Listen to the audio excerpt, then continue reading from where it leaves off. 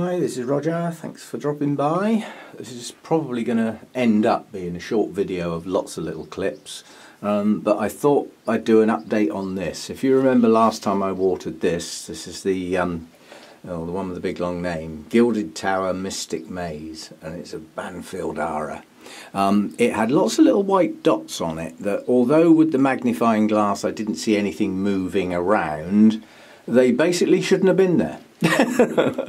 Now, I gave it a spray and there's not a sign of anything now, so if it was living, it ain't no more, and that's the good bit. If it was dust, the spray washed it off. Either way, it's gone, and I'm happy that the leaves are clean this time round. They flipping well should be. I mean, that's a systemic, so you know it's done its job. Leaves are now clean. There are marks on some of these older leaves. Let's get an older one. They came like that.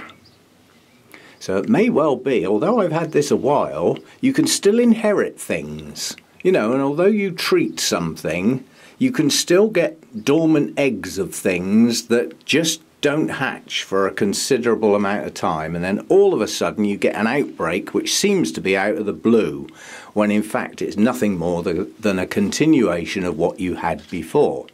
So keep your eye on your regular treatments, keep your eye on your plants, but I mean, this is the latest growth here, and the leaves on this are not marked much.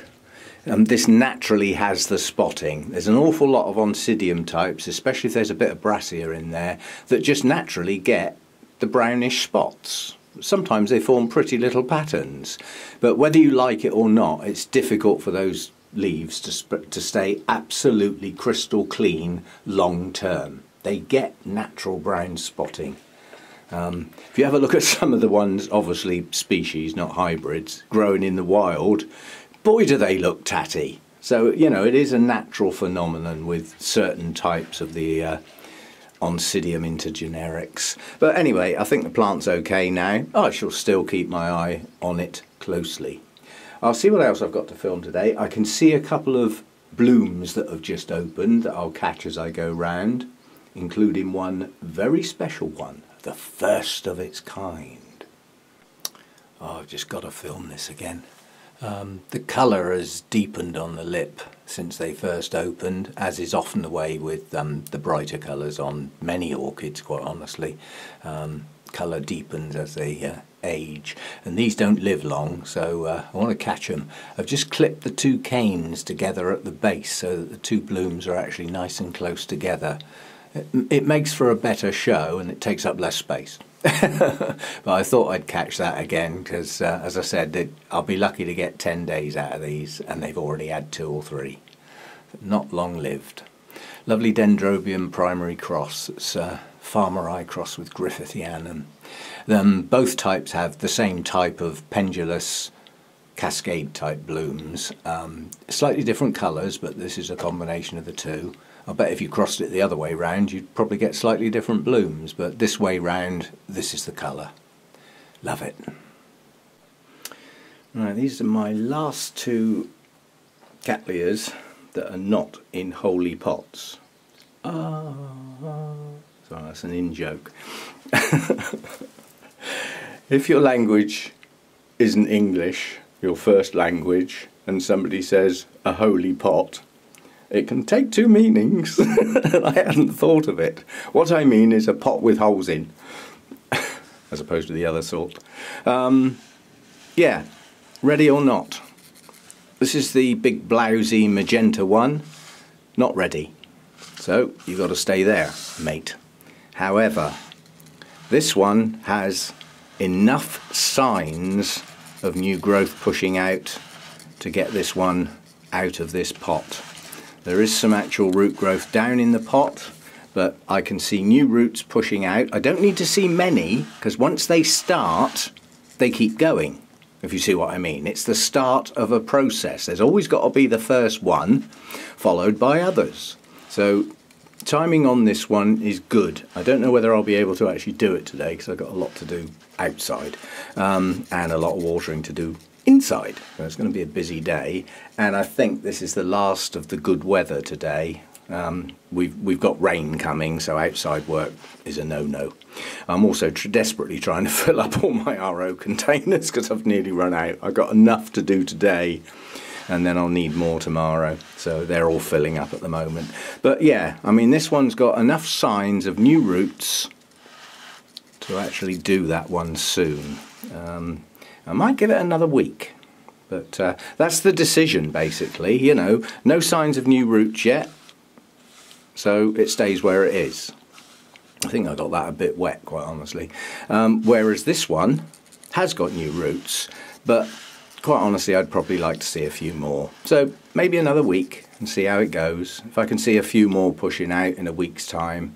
But coming soon. But that's the decision with the Cattleyas for me.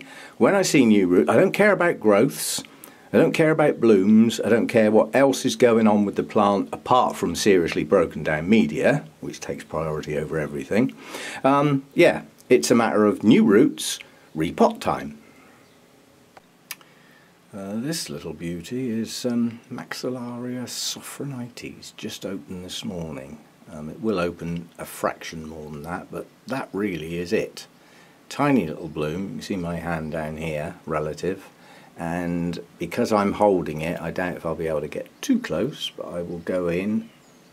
At some point it'll go out of focus. There we go. But yeah, pretty little plant. I'm not getting all the tripod out to film one bloom.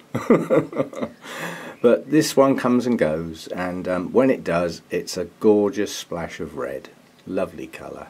Tiny little bloom, but if it had lots all at once, it would be quite a spectacle. But I haven't managed to achieve that yet. Maybe one day. There's a shed load of new growths up there that should mature at the same time. So maybe soon. Somebody asked how this thing is doing, and unfortunately I think it's doing quite well.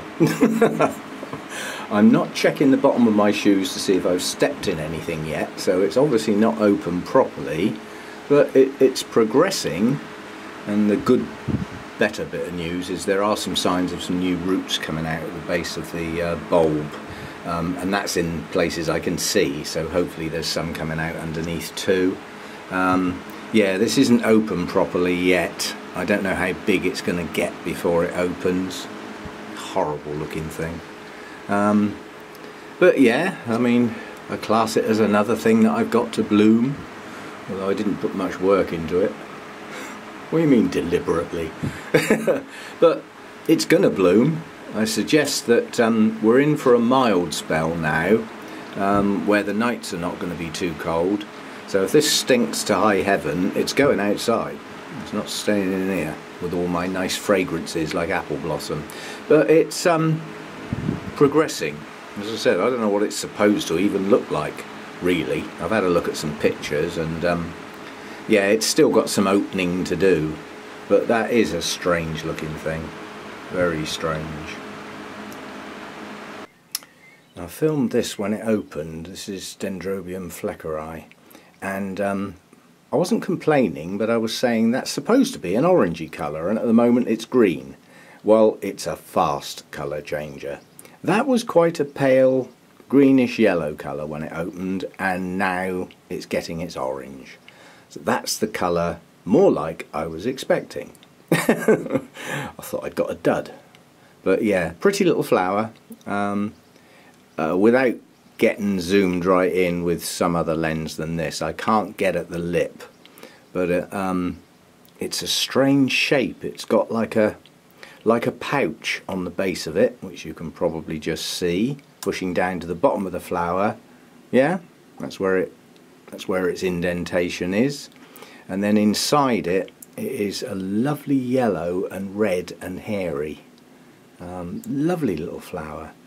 I might actually try and set the tripod up for that when I get some time and get in as close as I possibly can, because it's not only a lovely colour, but it is a very strange shape. And quite unusual, that. It's almost like a slipper orchid inside another orchid, back to front. Excuse my description.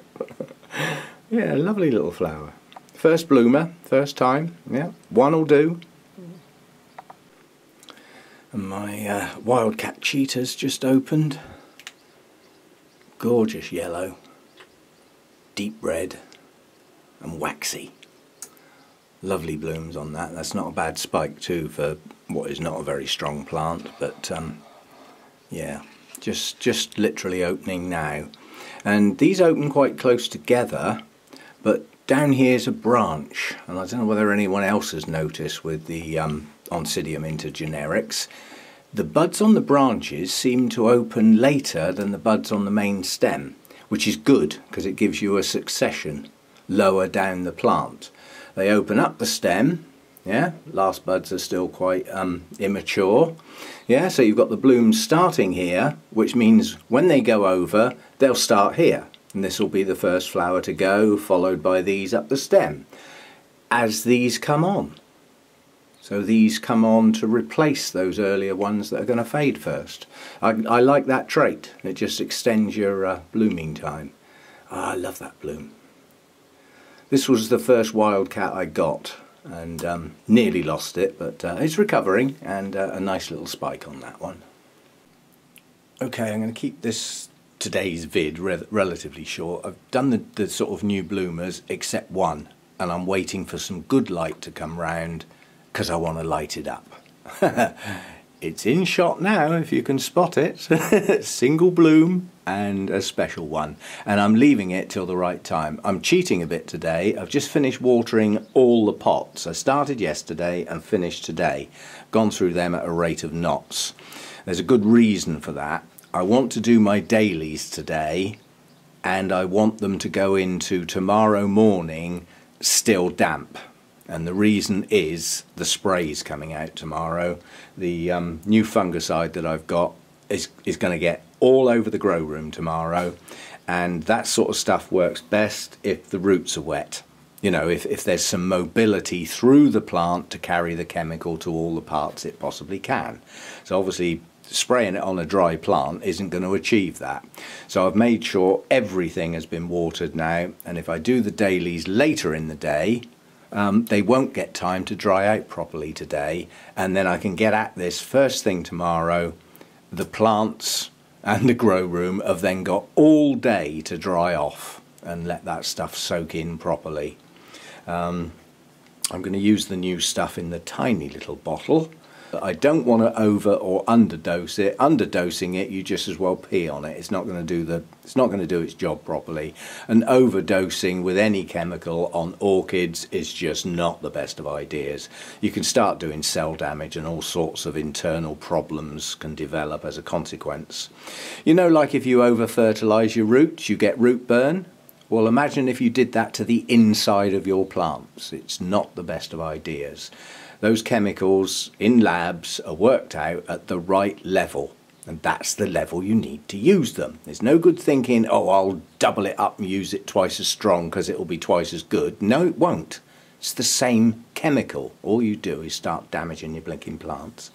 So I'm going to have a go at that tomorrow, and then me and everybody else, four-legged types, will be banished from here until everything is dry again.